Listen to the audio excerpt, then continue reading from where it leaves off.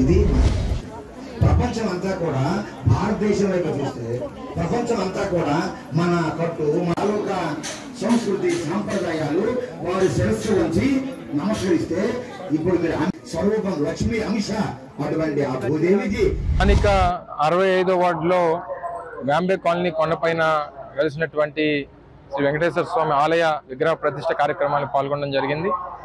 ఈ కార్యక్రమానికి ఆలయ వ్యవస్థాపకులుగా ఇక ఆలయ నిర్మాణ కమిటీలో ముఖ్య భాగస్వాములైనటువంటి సోదరులు రమణ గారు, శ్రీమతి మంజుల గారు, మిగిలినటువంటి వారి సహచరులు అందరూ కూడా ఈ ఆలయ నిర్మాణానికి సంబంధించి ఏ రకంగా వారు కృషి చేశారో, ఏ రకంగా కష్టపడ్డారో, ఏ రకంగా పోరాటం చేశారో ఇవన్నీ కూడా చూసినటువంటి వ్యక్తులుగా చివరికి ఆ వెంకటేశ్వర స్వామి తాలూకా విగ్రహ ప్రతిష్ఠ ఈరోజు కార్యక్రమం చేయడం, దాదాపు 3 రోజుల నుంచి ఈ కార్యక్రమాన్ని నిర్వహిస్తూ దిగ్విజయంగా ఈ కార్యక్రమాన్ని పూర్తి చేసేటువంటి కార్యక్రమం చేశారు. దానికి కావాల్సినటువంటి మండపం కానీ అక్కడ ఉన్నటువంటి నిర్మాణాలకు సంబంధించి కానీ ఏ రకమైనటువంటి సహకారం కావాలన్నా మళ్ళీ ప్రభుత్వంలోకి వచ్చిన తర్వాత పూర్తి సహకారం పార్టీ తరఫు నుంచి ప్రభుత్వం తరఫు నుంచి అందిస్తాం.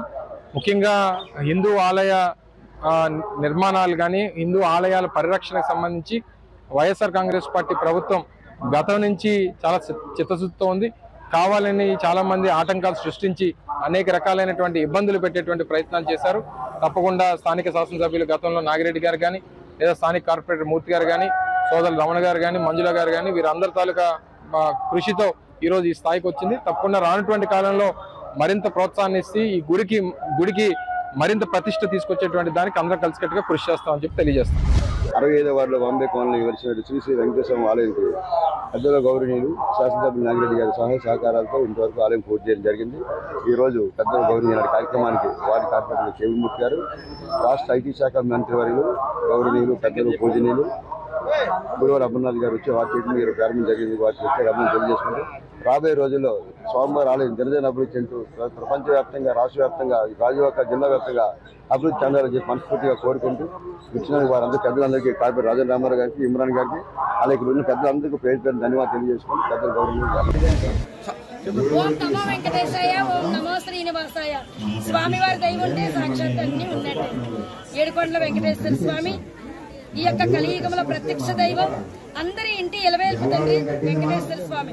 ఈ రోజు గాజువాక నియోజకవర్గంలో 65వ వార్డులో వాంబే కాలనీ కొండపై స్వామి స్వయంభూగా ఇవ్వడం జరిగింది. ఈ 5 సంవత్సరాల నుంచి కూడా మహా అన్న సమారాధన కార్యక్రమం దర్శన భాగ్యం దొరికింది.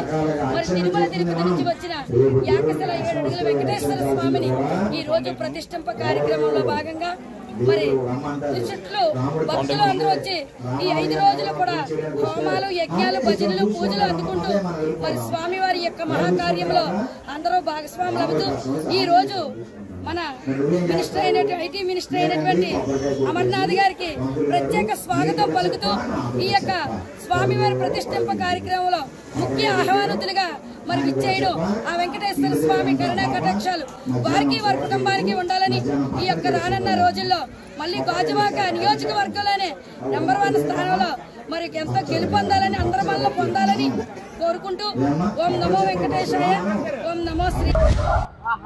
ఈరోజు శ్రీ శ్రీ వెంకటేశ్వర స్వామి ఆలయం 65వ వార్డులో వ్యాంబే కాలనీ కొండపై సుమారుగా 5 సంవత్సరాల నుంచి నిర్మాణంలో ఉన్న గుడిని ఈరోజు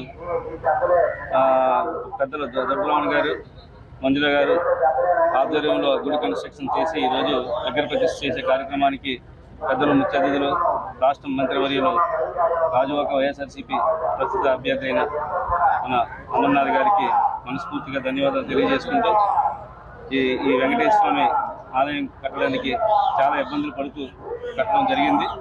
దీనిపై చిన్న ఇబ్బందులు జరిగి అనేక విధాలుగా ఆటంకాలు జరిగినప్పటికీ కూడా ఈరోజు సాధించి ఈరోజు విగ్రహ ప్రతిష్ఠ వారికి తీసుకొచ్చినందుకు వారందరికీ ధన్యవాదాలు తెలియజేసుకుంటూ ఇకపై ఇలాంటి ఆ గుడిపై ఏ ఇబ్బందులు లేకుండా అమర్నాథ్ గారు ఆధ్వర్యంలో జరుగుతుందని చెప్పి మనస్ఫూర్తిగా తెలియజేసుకుంటూ ఈ కార్యక్రమాన్ని ఉద్దేశించి అమర్నాథ్ గారు మాట్లాడుతున్నారు.